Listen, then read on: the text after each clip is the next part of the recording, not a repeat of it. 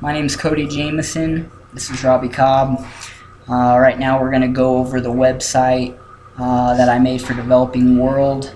I've emailed my website to Robbie, and he's looked at it and he's come up with a few questions. So we're going to go over these questions over the country of Niger. We're going to go over the 8 millennial developmental goals, and yeah, we're just going to talk a little bit about that. So Robbie, what were the 3 questions you had about the website?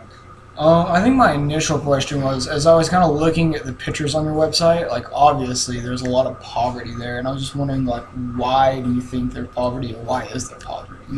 Like, why is it so bad? Yeah. So I feel like I'll kind of answer that more when we talk about the 8 millennial developmental goals, because I feel like that's a lot of the reason. But to just give you a short answer, I feel like the lack of education. I just feel like these people were put in a, they've just been in a bad situation, and it's hard. It's like digging a hole. It's hard to climb your way out. A lot of the people don't really encourage education to their children. They just want them to hurry up and work, make a quick buck, because they are starving. They have immediate needs, so it's harder for them to think long term.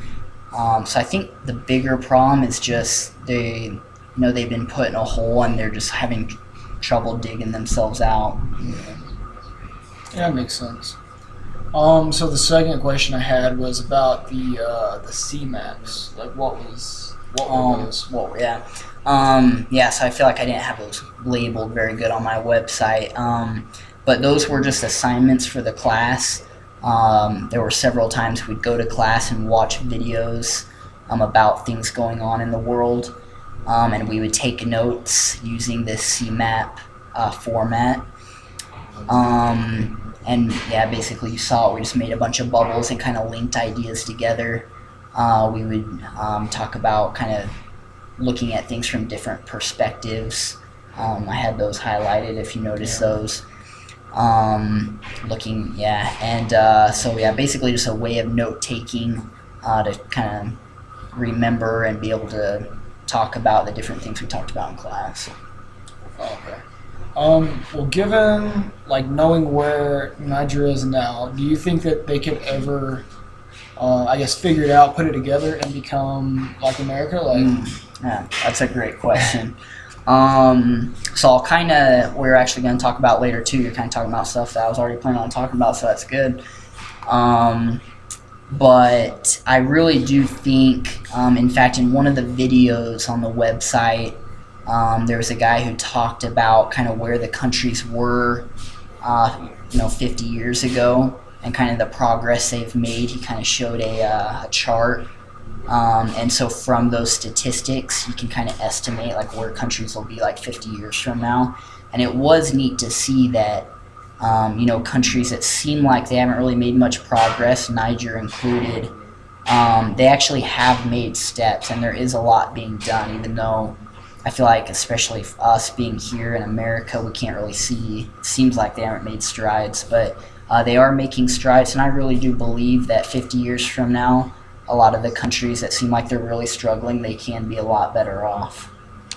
But yeah, about those the millennial goals I was talking about. So these we talked about a lot in class. There's 8 of them, and I'm going to talk about list those off for you, and then I'll kind of talk about how Niger's doing with each of those. So the first one is eradicate extreme poverty and hunger. So a little background about these goals. It's the United Nations. They came together. It's leaders of a bunch of countries. I believe it's 51 countries. They kind of met as a council, and they came up with these goals for all the countries to really focus on, to help improve individual and societies as a whole, to just kind of better the lives of others. Yeah. So the first one, eradicate extreme poverty and hunger. So that was a goal that they wanted each country to work on. And Niger, it's showing strides. So first of all, I might just tell you that Niger's kind of struggling with all of these. they have a lot to work on, but there have been strides. They're just really slow. Just with it's like the whole country is struggling with it, so it's hard for them to just eradicate it so quickly. But I think the goal was to have it achieved by 2015, so they're not going to be able to do that and just erase all the hunger. But there are things being done, and so they are working on that. The second one is achieve universal primary education. So that's another one. They're not going to be able to meet that goal in the time span. Niger actually is one of the lowest in the world, has the lowest literacy rates. And I think part of that is due to a lot of parents I think I said this earlier, a lot of the parents don't want their children going to school. They want them to work. I actually found something that parents would hide their children so they wouldn't be forced to go to school, because the country is doing a good job about trying to push education, but parents are wanting their children to work, so they try to hide them. It's kind of sad. So there's a lot of work to be done there. The third one, promote gender equality, empower women. Again, I think small strides are being done, but just with the tradition, the culture. I don't know if you're familiar with African countries, but men are just kind of the superior. Women are just kind of looked down upon. They clean. They just kind of have their role as the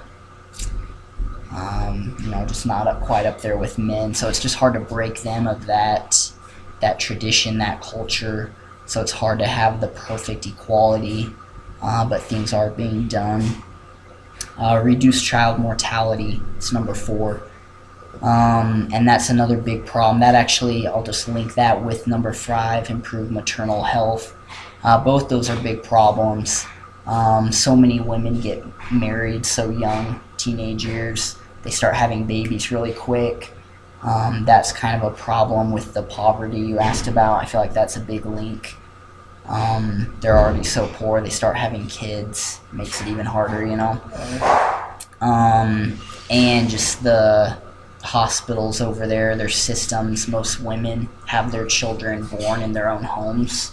They don't even go to a hospital like we have here. So obviously the sterility, and cleanliness, of the environment, proper medical tools, instruments, they're really short on that, so that attributes a lot to the child mortality and the maternal health problems. Number 6, HIV, combat HIV, AIDS, and other diseases. So Niger's doing really well on AIDS compared to other African countries. They're one of the lowest. However, with malaria and other such diseases that is being referred to here, there's a lot of deaths with that each year. So they definitely can work on that, but they're doing well with the AIDS, so that's definitely a highlight. Number 7, environmental sustainability. So this is actually kind of sad. I have a statistic here. It says that 64% of the rural areas lack access to clean water. I feel like here in America we just take that as a given,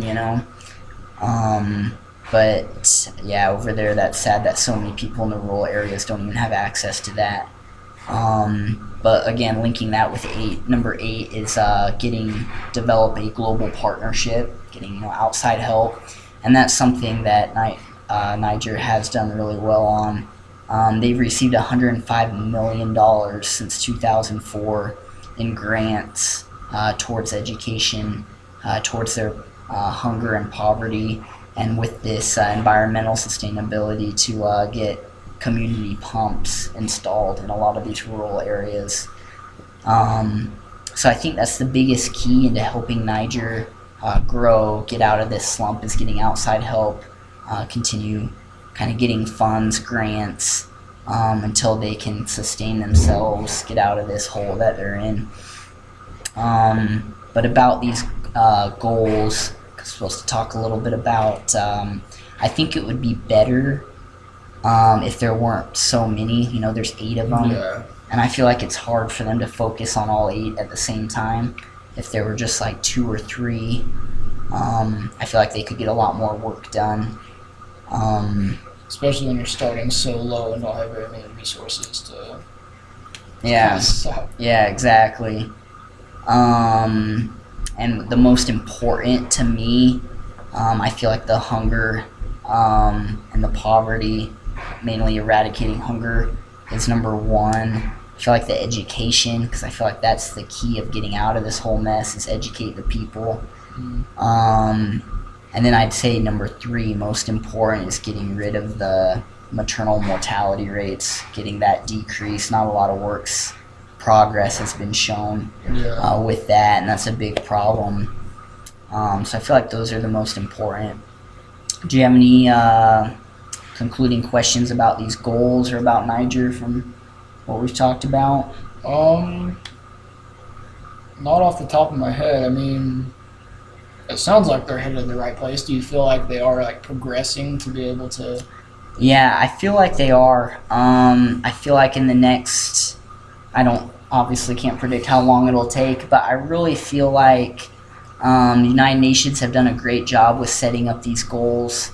I don't think like next 5 years, I don't think we're going to see immediate progress, but I really think with the global partnerships, outside help, we will start to see progress. And 20 years from now, 50 years from now, I really, I don't know if they'll be like America is now, but I think we'll be able to see considerable strides being made. Nice. All right. Well, thanks a lot, Robbie. What did you like the website? Yeah. You think I did good on it? Yeah, I liked it. All right. Remember that. Okay. Well, I appreciate your help. Appreciate your feedback, and I should do it.